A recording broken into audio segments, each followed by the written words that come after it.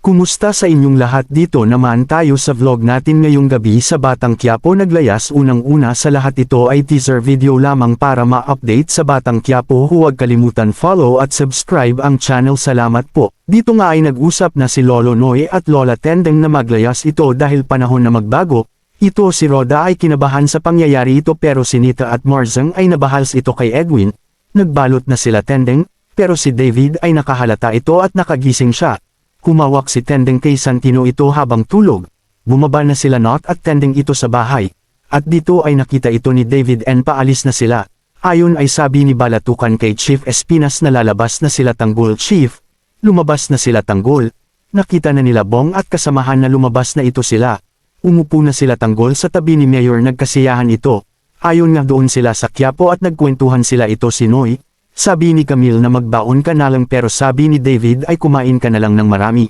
Ayon ay nagtaka si Tess dahil walang si Tendeng. Ito ay pinuntahan ito sa kwarto ni Tess at dito ay wala na ang mga gamit nito. Si David at Santino ay nagkasagutan ito. At dito sinabi ni Tess na wala na si Tendeng, wala na ang Jay gagamit nito. Nag-usap sila sa hapagkainan nito. Kwentuhan sila kung saan sila makakuha ng bagong trabaho nito. Dito ay sinabihan ni Regger si Santino na pag nalaman ko nakipag-away ka isunod kita sa Kuya Tanggol mo. Dito ay nagkasiyahan sila nito at dito ay pinakilala na si Chief Espinas magsalita nito. Dito ay naalala nila yung babae na tinulungan nila at tinawagan ito at dito ay pinapunta sila dahil nakausap nila ito yung tinulungan nila ito. Dumating na si Marcelo at kasama niya dito sa selda.